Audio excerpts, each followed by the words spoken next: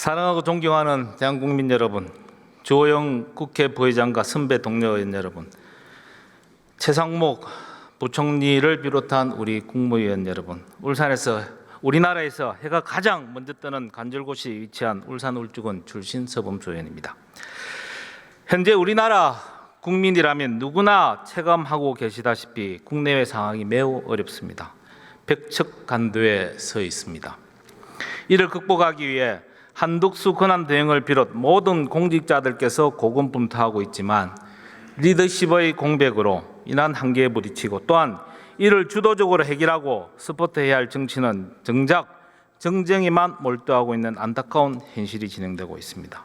협치를 저버린 거대 다수당이 저지른 전행과 행포, 특히 30번의 탄핵소추와 일방적인 법안 처리, 우측 깜빡이를 켜고 좌회전을 하는 불확실성 속에 주가와 환율은 매우 불안정하고 물가는 매섭게 상승하고 있습니다.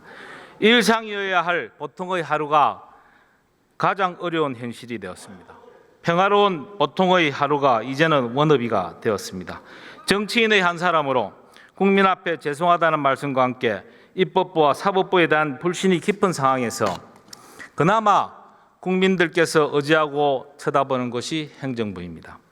행정부가 중심을 잡고 현실적인 문제부터 하나씩 해결해 줄 것을 간곡히 당부드립니다. 특히 조기 대선 정권 교체기에 한치의 흔들림이 없도록 모든 공직자들이 복지 부등은 물론 정치권에 기울거리지 않도록 총리를 비롯해서 국무위원들께서 다잡아 주실 것을 당부드리며 대정부 질의에 들어가겠습니다. 부총리님 잠시 나와 주십시오. 세 번째 질문자 국민의힘 울산 울주군의 서범수 의원이 답변자로 최상목 부총리를 지명해서 답변석으로 나와 있습니다.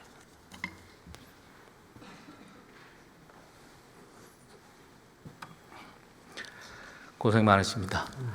우리 부총님, 경제가 가장 싫어하는 게 뭐라고 생각하십니까? 불확실성입니다. 불확실성이겠죠. 그건 왜 그렇다고 생각하십니까? 일단 경제 주체들이 미리 계획을 세우거나 의사결정을 해야 되는데 그러지 못하기 때문에 그렇다고 생각합니다. 그 불확실성을 제거하는 것 또한 우리 경제 당국의 몫일 수도 있습니다. 네, 그렇습니다. 그런데 압도적인 다수 의석을 가진 원내 제1당의 대표가 경제 정책에 대해서 오락가락 불확실성을 키운다면 특히 우측 깜빡이를 켜고 좌회전을 해버린다면 나라 경제가 어떻게 되겠냐 하는 걱정들이 많습니다. 과거에는 중도 프로그램에 속지 말아요. 이재명은 중도 코스프레 안 합니다. 하다가 갑자기 최근에 민주당은 중도 보수라고 발언하고 있습니다. 부총님, 어느 것이 진짜겠습니까? 제가 그 부분은 답변할 위치에 있지 않은 것 같습니다. 헷갈리는 건 몰라서 헷갈려서 답변을 안 하시는 겁니까? 답변을 못 하셔서 못 하는 겁니까? 의원님 편하신 대로 이해하십시오. 저도 어느 것이 진짜인지 진짜 헷갈립니다. 우리 민주당 의원님을 아십니까? 예? 어느? 본회의장 민주당 서를 향해서 발언을 그리고 추경과 관련해서 지난 1월에는 민생지원금 때문에 추경을 못한다면 민생지원금을 포기하겠다고 했습니다. 그런데 이제는 이름을 바꿔서 전국민 25만 원 지역화폐를 지급하겠다고 합니다. 제가 보기에는 민생지원금이든지 지역화폐든지 본질은 바뀌지 않았다고 보는데 갑자기 태도를 바뀌어서 포기해서 지급으로 바뀌었습니다. 왜 이렇게 왔다 갔다 한다고 보죠?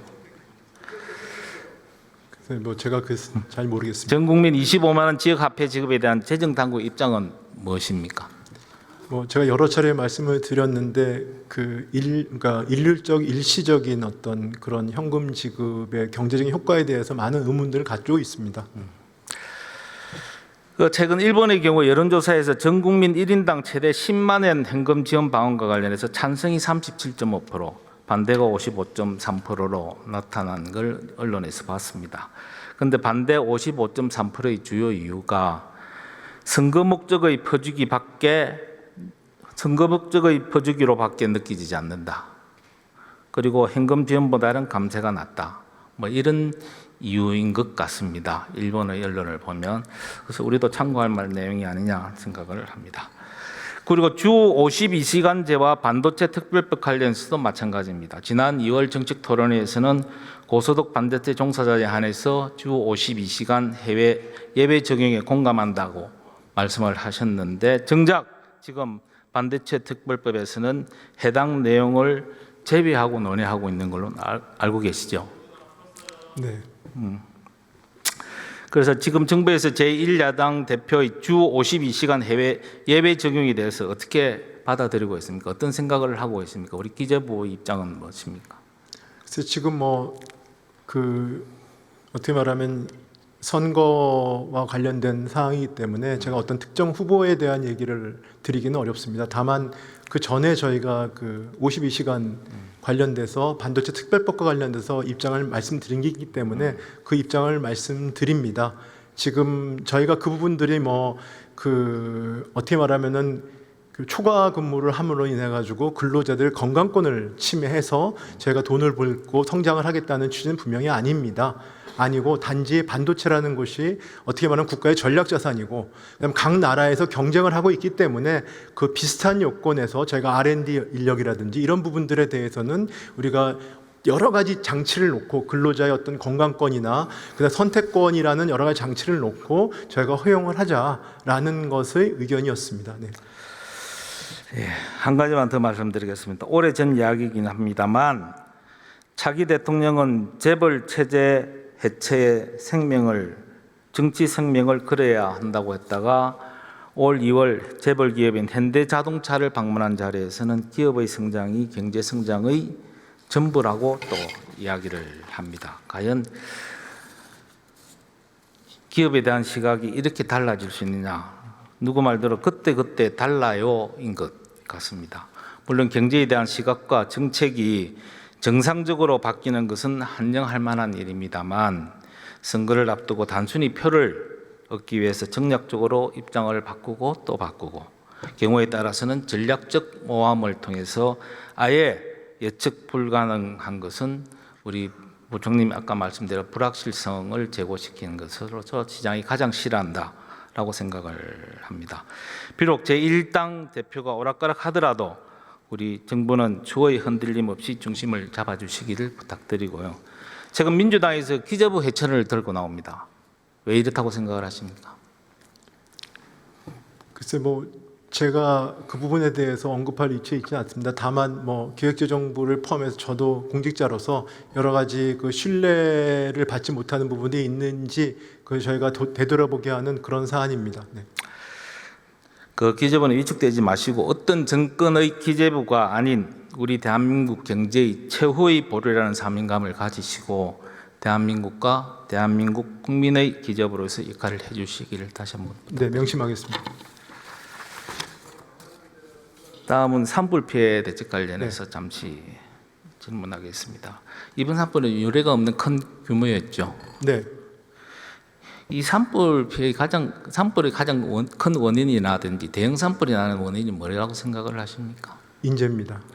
인재입니까? 여러 가지 실화의 문제도 있고, 그리고 기후 위기도 기후 위기입니다. 또 문제가 네, 있을 수 네. 있고, 그래서 우리나라도 컨트롤 타워 재정립이라든지 아니면 예산 지원, 과학 기술 기반의 입각한 대응 체계 등 산불에 대한 종합적인 대응 체계를 정비해야 될 시기가 아니냐 싶습니다.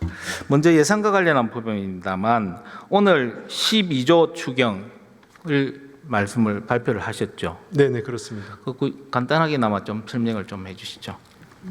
일단은 전체가 12조 규모이고요. 세 가지 분야입니다. 하나는 재해재난 부분에 한 3조 원 좀 넘는 규모이고, 그다음에 통상 AI 경쟁력 강화에 4조 플러스 알파, 그다음 민생 지원에 4조 원 플러스 알파입니다. 그래서 재해재난 부분은 재해대책비가 지금 한 5천억 원 정도 해가지고 예년 2배 이상 저희가 반영을 하고, 그다음에 산림 헬기 6대 뭐 이런 식으로 해서 이제 여러 가지 장비도 저희가 이제 추가로 도입하도록 되어 있습니다. 그리고 통상과 AI 관련돼서는 수출 기업에 대한 정책 자금을 25조 원 하기 위한 종잣돈으로 재정의 역할을 하도록 되어 있고, 그다음에 AI 분야에 대해서 일단 추경에는 원래 저희가 지원하는 자금이 있지만 1.8조 원 정도 지금 추가로 이번에 추경에 넣었습니다. 민생과 관련돼서는 소상공인의 어떤 부담 경감을 하기 위한, 그다음에 저소득 청년 대학생을 위한 지원, 이렇게 해서 전체적으로 한 12조 원 규모로 제가 편성을 했습니다. 당초 10조 원 정도 생각을 했었는데요. 관계부처나 그다음에 여러 부분의 의견을 듣다 보니까 이 부분이 좀 더 늘리는 게 좋겠다라고 해서 제가 국채시장이나 이런 분들 그 상황을 판단을 하고 해서 한 12조 원 수준으로 저희가 제출을 곧 하겠습니다. 그래서 국회에서 그 논의해 주시고요. 네, 또 추가적인 의견을 내주시기 바랍니다. 산불 피해 복구는 3조 원 예산책. 네, 그렇습니다. 그렇습니까? 근데 지금까지 전체적으로 우리 산불 피해 규모를 어느 정도 추산하고 계십니까? 지금 아직 공식적으로 지금 이제 집계 중이기 때문에 한 4월 말 정도 나올 것 같습니다.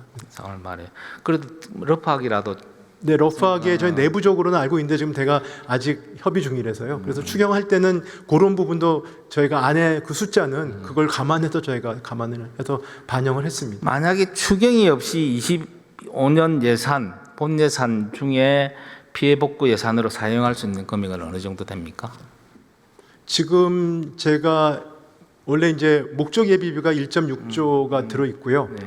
그 다음에 그 재재난 관련돼 가지고는 한 지금 여유가 한 3천억 가까이 있습니다. 지금 기정 예산에. 예. 네, 그런데 기정 예산 3천억 정도 있는데 목적 예비비 같은 경우에는 뭐 아시는 것 같이 최근에 이제 대선을 해야 되니까 그것 때문에 빠지는 돈이 지금 한 4천억 플러스 알파입니다.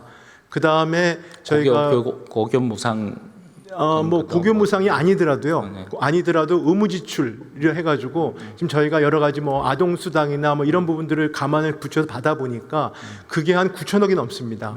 그래서 결국은 그 1조 6천 중에서 목적입이 1조 6천 중에서 한 4천을 빼고 그다음에 선거 보조금에다가 목적 원래 그 의무 지출 비용을 하려니까 거의 다 소진이 됩니다. 예. 그래서 예비비로 지금 재난에 쓸 여력은 현재 없고요. 그래서 기정 예산이 있기 때문에 이번 추경에는 그래서 이제 기정 예산에도 많이 반영을 하고 앞으로 그 올해 또 연간 중에 저희가 재재난이 있을 수 있지 않겠습니까? 뭐 그런 것들이 포함이 필요하기 때문에 저 예비비도 좀 담았습니다. 네. 그러니까 예비비 관계없이, 그러니까 추경 관계없이 지금 현재 피해 복구 예산으로 당장에 쓸 수 있는 금액이 얼마나? 한 예비 말고는 제가 지금 기억한 2,500억 정도 되는 걸로 알고 있습니다. 네. 근데 만약에 작년 우리 예산안을 통과시킬 때 목적 예비비가 1조가 깎였지 않습니까? 네, 그렇습니다. 그걸 그대로 갖고 있었으면 어느 정도 복구 피해에 긴급한 거는 바로 쓸 수 있을 상황이 되지 않을까요? 뭐 일단은 그렇다고 볼 수 있습니다. 네. 자, 그래서 그 예비비라는 것은 사실은 국가적 재난을 예측하기 위해서 충당을 하는 겁니다. 그런데 지난 예산안 통과를 시키면서 삭둑반으로 잘라버린 그런 사안들입니다. 그래서 아마 지금 우리 재정당국에서는 많은 어려움을 갖고 있고 이걸 또 추경으로 지금 편성을 하려고 하는데, 이런 부분에 대해서 그때 이런 어떤 예비비를 삭둑 자른 부분에 대해서 책임 있는 인사들의 좀 무슨 반성이나 사과가 있어야 되지 않을까, 저는 그런 생각을 합니다. 어떻습니까, 부총리님? 뭐 그건 제가 말씀드릴 수 있는 사항은 아닌 것 같습니다. 네. 당시에 저희가 뭐 여러 가지로 그 아쉽다라는 그런 말씀을 많이 드렸습니다. 네. 만약에 그게 어느 정도 있으면 급하게 추경이 이렇게 급하게 추경을 할 필요는 없지 않습니까? 어느 정도. 뭐 그래서 지금은 산불 피해 대응이 최우선입니다. 그래서 제발 정쟁보다는 민생을 챙기는 마음으로 서로 협의해서 삶의 터전을 잃은 이재민들께 한시라도 빨리 도움을 줄 수 있도록 방안을 좀 찾아주십사 하는 부탁 네, 말씀 시급하다고 생각합니다. 드립니다. 그리고 부총리, 이번 산불 사태에 국민 성금이 어느 정도 모였다고 알고 계십니까?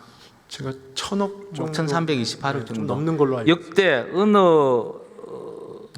사태, 사건보다 많이 모였다. 그러면 제가 왜 이 말씀을 드리냐 하면 이처럼 민간에서도 역대급 성금이 모였는데 정부에서도 역대급으로 대책을 마련해 주셔야 되는 거 아니냐라고 생각을 합니다. 부총님 어떻게 생각하십니까? 네, 뭐 현재 산불 지원과 관련돼서는 저희 나름대로 최대한 담았습니다. 네, 그래서 그 부분들은 저희가 피해 규모가 확정이 되면은 예. 또 좀 더 뭐 고민을 해보겠습니다. 그래서 산불 피해 지원에 대한 지원 기준 잘 알고 계시죠? 네네, 이건 너무 작다고 생각 안 하십니까? 예를 들면 네, 주택이 전파됐을 때 2천만 원에서 3,600만 원 정도인데 과연 이거 가지고 부총리님 같은 집을 또 한 채 지을 수 있으시겠습니까? 네, 뭐 하여튼 그런 부분들은 저희가 여러 가지 그 현재의 예산들을 활용하고 예. 기준도 네 지금 과거 기준을 포함해서 적정 지원 규모를 검토해 나가겠습니다. 그래 현실에 맞게끔 지원을 좀 네. 해주십사. 네. 잘못하면 은발의 오줌 누기식 대책밖에 안 된다라는 말씀을 간곡하게 좀 네, 드립니다. 그렇게 하겠습니다. 여러 가지 문제가 그렇습니다. 지금 네. 구체적으로 제가 시간이 없어서 말씀을 못 드리지만 그 어떤 지원 기준을 조금 대폭 상향하는 방법을 좀 검토를 해주십사 하는 말씀을 드립니다. 그리고 지원 사각지대가 없도록 해달라. 농기계라든지 산림 퇴치물 그리고 중소기업 피해 이게 사실은 보상을 할 지원을 할 수 있는 규정이나 여러 가지 그게 미비하다라고 합니다. 지역에서는 이 부분에 대해서 우리 부총리께서 하나하나 좀 살펴서 이게 하나하나 빠지는 일이 없도록 정말로 생계를 유지해야 되고 다시 일터에 가셔야 되는 분들이 힘을 내서 삶을 회복할 수 있도록 좀 뭔가 국가에서 열린 마음으로 정말 따뜻한 정부가 되어 좀 줬으면 이때까지 정부는 정부를 하면 늘상 차가운 정부, 냉혹한 정부 이렇게 국민들이 많이 인식을 하십니다. 그래서 이번만큼이라도 좀 따뜻한 정부로 될 수 있도록 우리 부총리께서 각별히 좀 직접 좀 챙겨주십사. 네, 뭐 의원님도 마찬가지지만 저도 여러 차례 갔었습니다 현장에. 그래서 상당히 고령자분들이 많고 그래서 저희 기재부뿐만 아니라 관계부처에서 말씀하신 대로 최선을 다하고 있는데 좀 부족한 점이 있는지 다시 한번 짚어보겠습니다. 그리고 지금 미국발 통상 전쟁이 실제로 벌어지고 있는 상황이고요. 그래서 제가 지역에 내려가서 가장 치명타를 받는 우리 자동차 1차 밴드 쪽 가서 간담회를 하니 의외로 통상 전쟁은 닥쳐야 될 일이고 또 해결이 될 수 있다고 생각하는 제일 크게 이야기하는 게 통상 임금 문제입니다. 작년 12월 9일 날 대법원의 판결이 났지 않습니까? 네네. 이거 사실은 작년에 탄핵 정국 때문에 이걸 못 챙긴 부분이 있는데 정치권에서 여기에 대해서 많은 걱정들을 하십니다. 이 부분에 대해서 좀 가르마를 좀 타주셔야 된다. 정부에서 네. 많은 기업들이 왔다 갔다 서로 눈치 보면서 어떻게 해야 될 것이냐에 대한 기준을 못 잡고 있습니다. 그 부분에 대해서 좀 가르마를 타주십사 하는 부탁을 드립니다. 네, 지금 고용부가 주무부처이긴 합니다만 예. 저도 같이 해서 이 부분에 대해서 특히 중소 중견기업들이 예. 이 부분들에 대한 어떤 교육과 컨설팅이 필요합니다. 저희가 그 부분은 노력을 하겠습니다. 예, 가기부 장관님 잠시 시간은 다 됐습니다. 잠시 나와 주십시오. 수고하셨습니다. 최상목 부총리가 답변을 마쳤습니다. 질의시 사유시설 국가 지원액에 대한 시각 자료가 표로 지나갔습니다.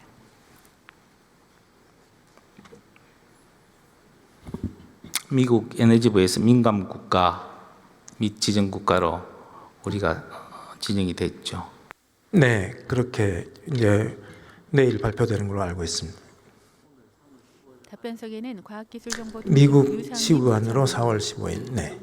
질문자의 발언 시간은 초과됐습니다. 예, 일단 저희가 아는 바로는 좀 그 미국 DOE 에너지부 산하에 있는 17개 연구소가 있는데 거기 출입을 할 때 45일 전에 미리 그 출입 허가를 받아야 되고 또 이러저러한 민간 국가 3단계가 있는데 가장 낮은 단계입니다만 어쨌든 자유로운 출입이 좀 제한되는 그런 지금 불편함이 좀 있습니다. 가기부나 외교부에서 노력을 한다고는 하는데 과연 이 세 번째 질문자 국민의힘 서범수 의원이 예, 과거의 예를 봐도 지정이 되고 또 수개월 후에 또 해제되는 그런 경험도 있고요. 그래서 노력을 해서 조속한 신뢰 해제를 할 수 있도록 해야 된다고 생각을 합니다.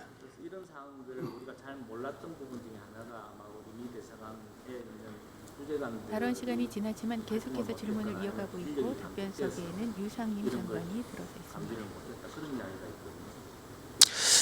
뭐 정확한 요인은 사실은 지금까지도 정확히는 알려져 있지를 않고 또 미국도 발표를 안 하는 상황이라서 단지 지난 10여 년 동안 그 에너지부 아래 연구소뿐만 아니라 많은 미국에 있는 연구소에 우리 한국인들이 많이 지금 들어가 있습니다.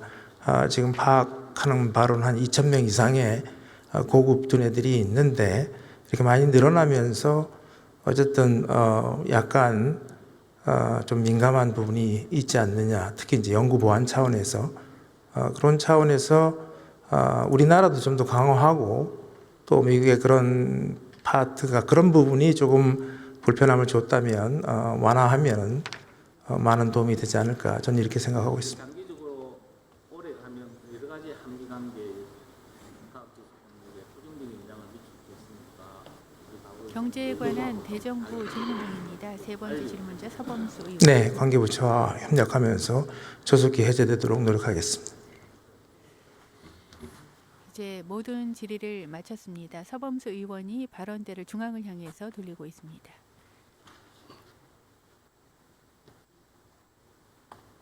의장석에는 여전히 주호영 부의장이 앉아 있습니다. 산불로 인해서 많은 피해를 입었습니다. 그래서 조금 전에도 우리 부총리께서 말씀을 드렸다시피 정부가 1인당 좀 질의 냉철하고 시간은 냉혹한 12분입니다. 정부에서 답변 시간을 제외한 따뜻한 시간. 정부로 변환할 수 있도록 우리 정부에서 내 가족과 같이 내 식구와 11번째 같은 질의자 마음으로 중 세 번째 피해 질의 의원이었습니다. 대책을 마련해 주십사 하는 부탁 말씀을 드리면서 이상으로 인사드리겠습니다. 감사합니다. 마치고 인사드립니다.